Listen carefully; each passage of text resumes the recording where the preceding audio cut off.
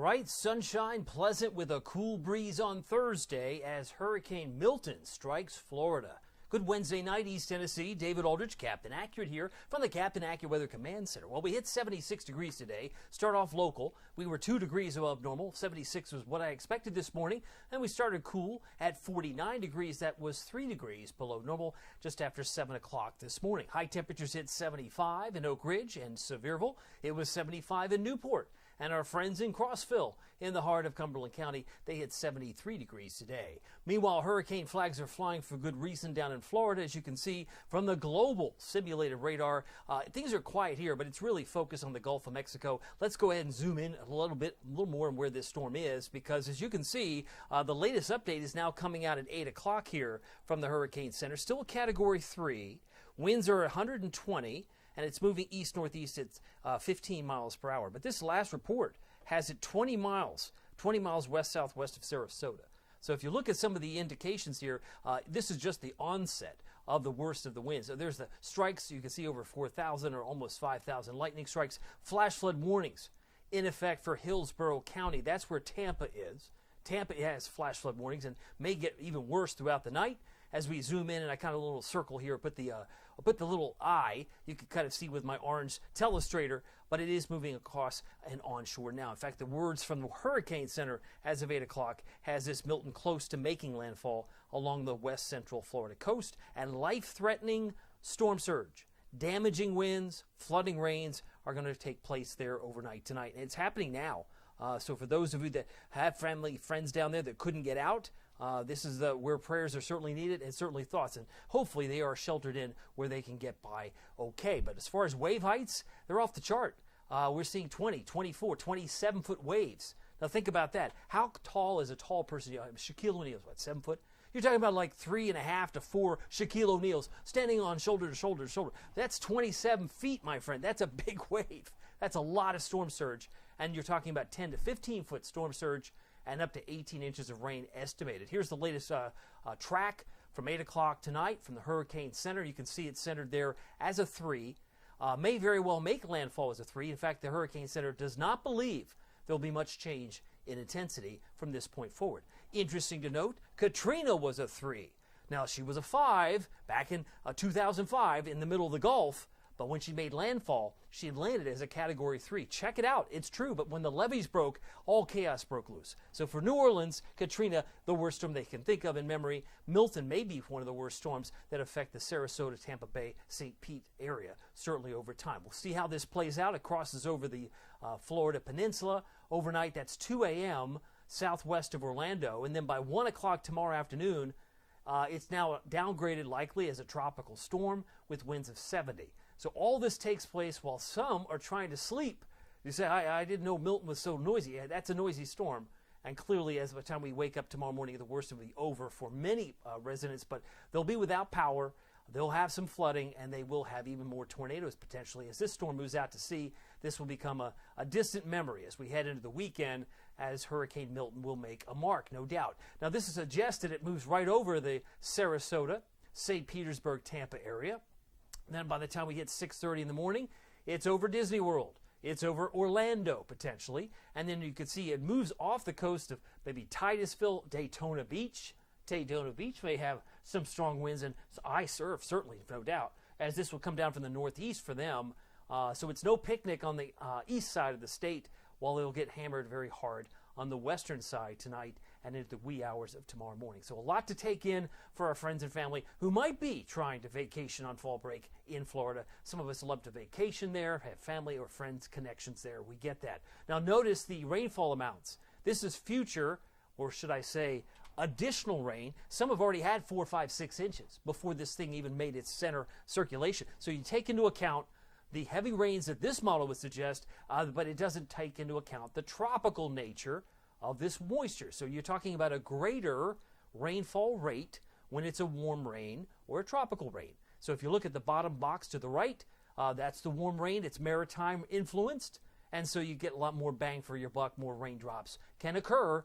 That's why they're expecting up to 18 inches of rain. Just amazing. Throw that on with a 10 to 15 foot storm surge. It's off the chart. Clearly no rain here. We've had nothing over the last 8 hours, but I might encourage you, if you are hungry tonight, as we bring it back home for a moment, you might be hungry for a pizza. Marco's Pizza, they do deliver. They're located in Hardin Valley, in Farragut. They have locations in Maryville, and Fountain City, and Halls and Oak Ridge, as well as Middlebrook Pike and Ebenezer Road. Check out their magnificent pizza for less than $10 for a limited time. And the Pizzoli, which I love. Pepperoni and sausage, my favorite, but you might be a fan of the Buffalo Chicken. Check it out for less than $6 for a limited time at marcos.com. Clearly nothing to see in the state of Tennessee. We are influenced by a very large ridge. That's large-scale sinking air. You need rising air for clouds. We've got sinking air, but the winds will pick up tomorrow.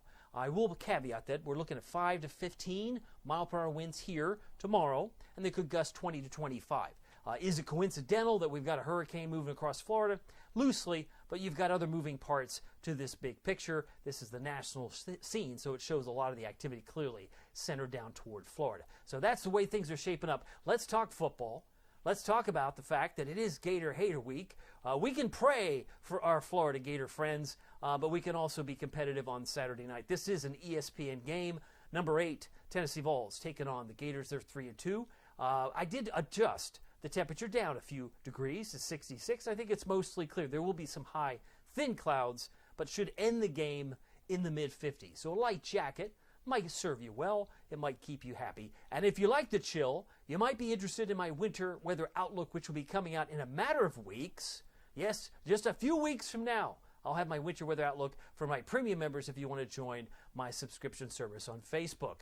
By the way, Knoxville rainfall is very dry. I've had nothing measurable in October, but that should not, I hope not, doesn't alarm you, because based on 30 years of data from 1991 to 2020, the green numbers, October is typically the driest month of the year. It's not to say we won't get some rain, but we're not going to get any in the short term, probably not until spotty rain arrives next week. A lot of clouds building over Charlotte, all associated, and Columbia and Augusta, associated with Milton, but it's stopping short, at least, of our doorstep. What is not altogether gone is the wildfire smoke. It comes from multiple sources. Sometimes it's near, sometimes it's far. I feel like I'm Grover from Sesame Street, near and far. Yeah, these wildfires can be near and far, but that means a little bit of smoke in the air might be present through midday tomorrow.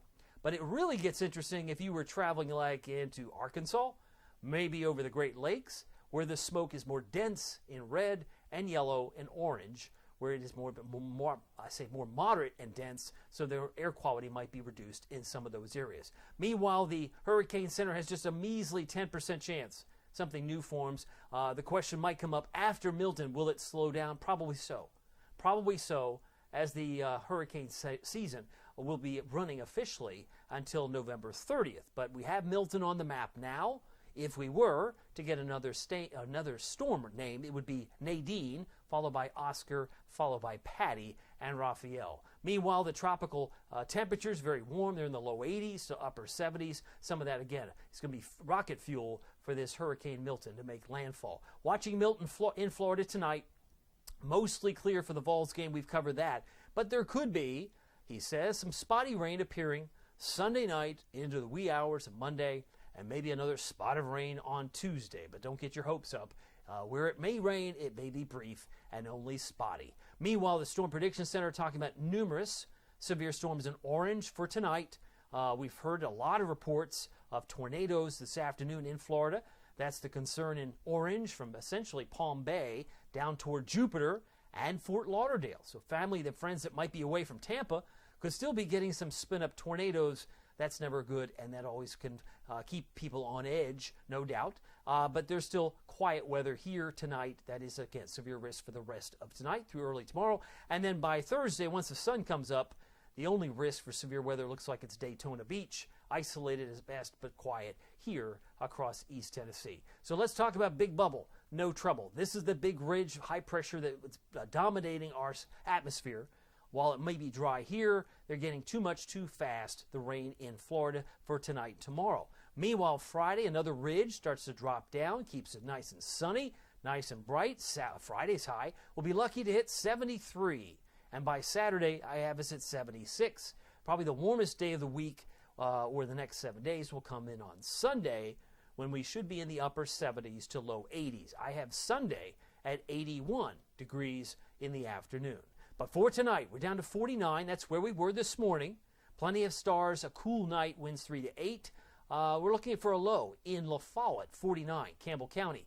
Scott County, 47, Morristown, Hamlin County, Greene County, about 47 degrees for your overnight low. Thursday, 75, plenty of sunshine. It'll be pleasant. The only difference tomorrow might be a noticeable breeze, 5 to 15, that could easily gust 20 to 25 miles per hour. Here's your Captain Accurate Weather Authority forecast for tomorrow. 76 for Oak Ridge, 73 for Morristown, Friends in Sevierville, Pigeon Forge, about 71 for Dollywood, and 77 for Kingston for an afternoon high tomorrow. Here's your Captain Accurate Weather Authority forecast for the next 7 days. 73 on Friday. It did leave a spot of rain Sunday night, wee hours of Monday morning, and then maybe just a spot of rain on Tuesday. But the big story will be the big chill.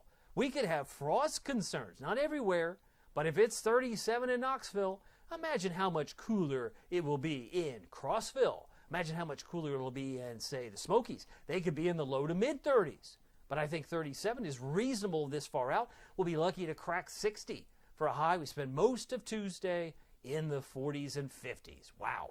And maybe a spot of rain thrown in for good measure as well. So that's the big change that's coming our way. By the way, if you want to keep track of it all, Pete Michaels Traffic is on the app. What a great addition to have, because you get weather and traffic that's perfect together. They are paired perfectly on the app. Just search Captain Accurate at the App Store and Google Play. Well, my name is David Aldridge. Some people call me Captain Accurate. It's not easy being accurate. Thoughts and prayers, and especially prayers for our friends down in Florida for tonight. We'll see you here next time. Take care.